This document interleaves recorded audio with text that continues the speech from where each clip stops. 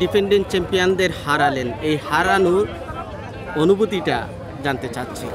ধন্যবাদ জিয়া ভাই। প্রথমে সবার কাছে আমি একটা কথাও বলি যে আমার লক্ষ্য উদ্দেশ্য আমরা সবসময় সঠিক থাকে, তাই আমরা প্রতিটা টুর্নামেন্টে এখন পর্যন্ত আপনি জানেন যে আমরা প্রায় 60টা টুর্নামেন্ট এখন পর্যন্ত আমরা হার নাই।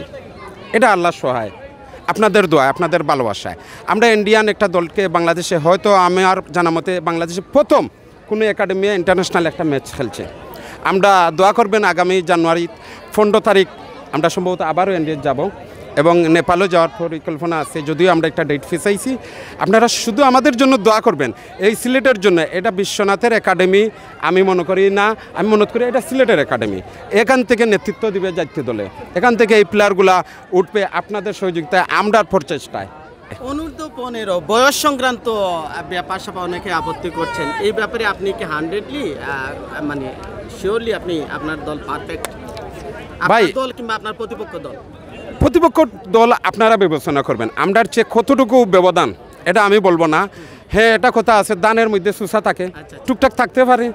এটার কোনো টিম বলতে পারবে না যে ফেয়ার আছে, বাট সব দলও ফেয়ার মোটামুটি, কারণ ফেয়ার না থাকলে সিলেকশন কমিতে দিত না।